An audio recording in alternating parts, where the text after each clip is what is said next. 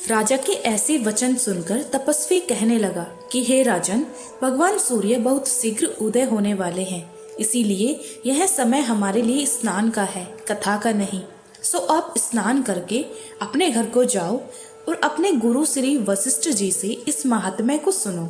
इतना कहकर तपस्वी सरोवर में स्नान के लिए चले गए और राजा भी विधि पूर्वक सरोवर में स्नान करके अपने राज्य को लौटा और रानीवास में जाकर तपस्वी की सब कथा रानी को सुनाई।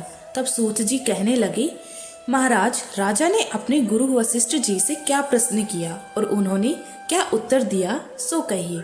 व्यास जी कहने लगे, हे सूत जी, राजा दिलीप ने रात्रि को सुख से सोकर प्रातः समय ही अपने गुरु वशिष्ठ जी के पास जाकर उनके चरणों को छूकर प्रणाम करके तपस्वी के बताए हुए प्रश्नों को अति नम्रता से पूछा कि गुरुजी, आपने आचार, दंड, नीति, राज्य, धर्म तथा चारों वर्णों के चारों आश्रमों की क्रियाओं, दान और उनके विधान, यज्ञ और उनकी विधियां, व्रत, उनकी प्रतिष्ठा तथा भगवान विष्णु की आराधना अनेक प्रकार से तथा विस्तार पूर्वक मुझको बतलाइए। अब मैं आपसे माघ मास के स्नान के महात्म्य को सुनाना चाहता हूँ। सो हे तपोधन, नियम पूर्वक इस विधि को समझिए। गुरु वशिष्ठ जी कहने लगे कि हे राजन, तुमने दोनों लोगों के कल्याणकारी, वनवासी तथा गृहस्थियों के अंत कारण को पवित्र करने वाले माघ मास के स्नान का बहुत सुंदर प्रश्न पूछा है। मकर राशि से सूर्य के आने पर माघ मास में स्नान का फल गौ, भूमि, तिल, वस्त्र, स्वर्ण, अन्न, घोड़ा आदि दोनों तथा चंद्रायण और ब्रह्मा कूर्च व्रत आदि से भी अधिक होता है। वैशाख तथा कार्तिक में जप, दान, तप, यज्ञ बहुत फल देने वाले होते हैं, परंतु माघ मास में इनका फल बहुत ही अधिक होता है। माघ में स्नान करने वाला पुरुष राजा और मुक्ति के मार्ग को जानने वाला होता है। दिव्य दृष्टि वाले महात्माओं ने कहा है कि जो मनुष्य माघ मास में सकाम या भगवान के निमित्त नियम पूर्वक माघ मास में स्नान करता है, वह अनंत फल वाला होता है।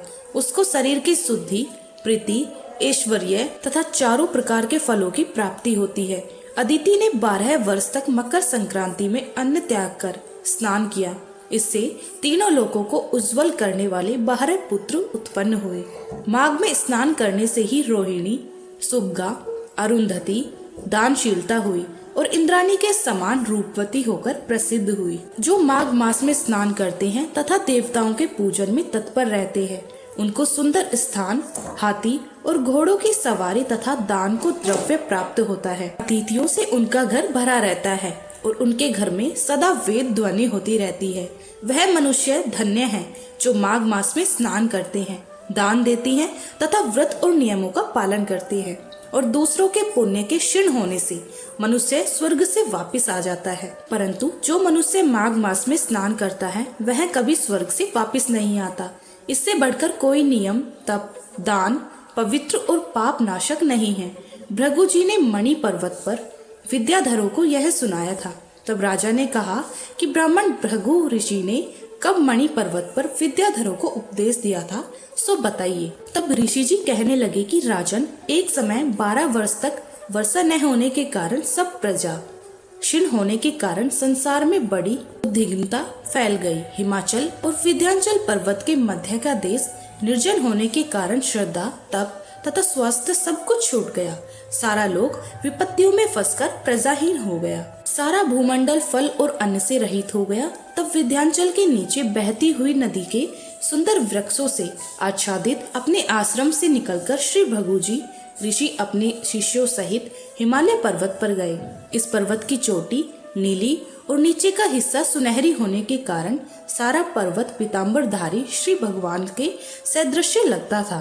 पर्वत के बीच का भाग नीला और बीच बीच में कहीं कहीं सफेद स्फटिक होने के तारों से युक्त आकाश जैसी शोभा को प्राप्त होता था।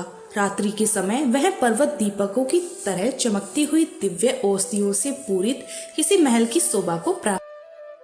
इसकी कंदराओं में काम पीड़ित विद्याधरी अपने पतियों के साथ आकर स्मरण करती हैं और गुफाओं में ऐसे ऋषि मुनि जिन्होंने संसार के सब कलेशों को जीत लिया है, रात दिन ब्रह्मा का ध्यान करते हैं और कई एक हाथ में रुद्राक्ष की माला लिए हुए शिव की आराधना में लगे हुए हैं। पर्वत के नीचे भागों में जंगली हाथी अपने बच्चों के साथ खेल रहे हैं तथा कस्तूरी वाले रंग बिरंगे मृगों के झुंड इधर उधर भाग रहे हैं। यह पर्वत सदा राजहंस तथा मोरों से भरा रहता है। इसी कारण इसको हेमकुंड कहते हैं। यहाँ पर सदैव ही देवता, गुहाक और अप्सरा निवास करते हैं। इस प्रकार आज हमने माघ मास की पावन कथा का प्रथम और द्वितीय अध्याय सुना। माघ मास का हर एक दिन अनंत पुण्य देने वाला होता है। जो श्रद्धा और विश्वास के साथ इस कथा को सुनता है, उसके जीवन से दुख, कष्ट और बाधाएं धीरे धीरे दूर होने लगती हैं। यदि आप भी भगवान की कृपा पाना चाहते हैं तो माघ मास की इस पवित्र कथा को अंत तक अवश्य सुनें। अगले अध्याय में कथा और भी रोचक और पुण्य फल देने वाली होने वाली है। इसीलिए हमारे श्री श्याम चैनल को अभी सब्सक्राइब करें, वीडियो को लाइक करें और अपने परिवार व मित्रों के साथ साझा करें ताकि सभी को इस पुण्य का लाभ मिल सके। जय श्री हरि, जय श्री श्याम।